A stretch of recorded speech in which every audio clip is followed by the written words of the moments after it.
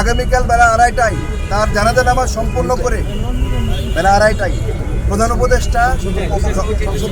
আগামীকালকে জানাজার নামাজের পরে তাকে আমাদের জাতীয় কবি নজরুল ইসলামের কবরের পাশে তাকে শায়িত করা হবে এবং তখন আবার তাকে সেন্ট্রাল মসজিদের সামনে হয়তো বা আরেকটা জানাজার নামাজের আয়োজন করা হতে পারে। আমি চাই এই যে জুলাইয়ের সমস্ত শক্তি আজকে যারা একত্রিত হয়েছি এই ওসমান হাদির মৃত্যুর মধ্য দিয়ে আমাদের বাংলাদেশ বিনির্মাণে আমরা স্বপ্ন পেতে চাই এবং আমরা বলতে চাই যে একটি বাংলাদেশপন্থী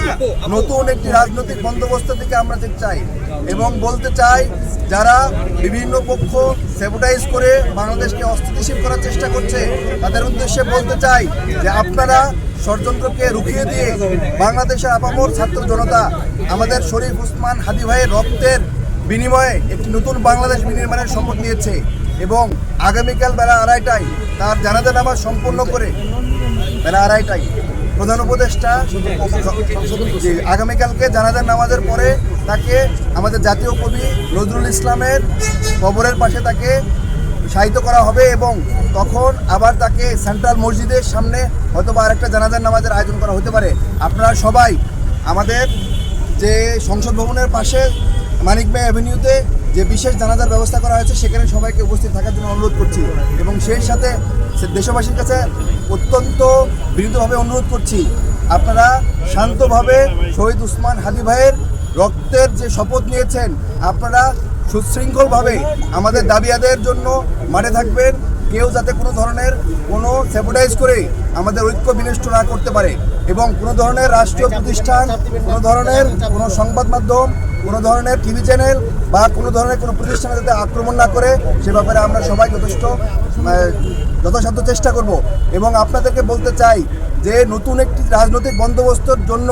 যে রক্ত দিয়েছে এবং জুলাইয়ের যে 1400 শহীদ হয়েছে এবং আমরা ছাত্র জনতা যে মাঠে নেমে এসেছি আমাদের জুলাই এখনও শেষ হয় নাই এবং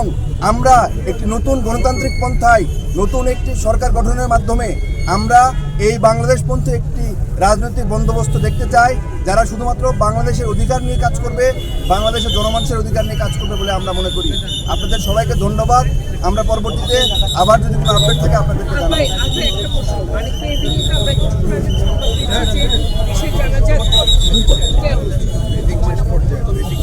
জি আমরা প্রধান উপদেষ্টার যে পেজ আছে সেই পেজে মূলত 2:30টা লেখা এবং অনেকে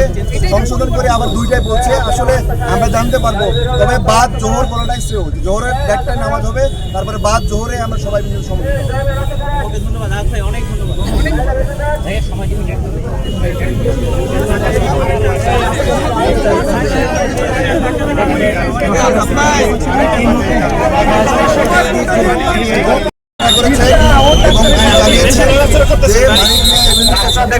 মাঠে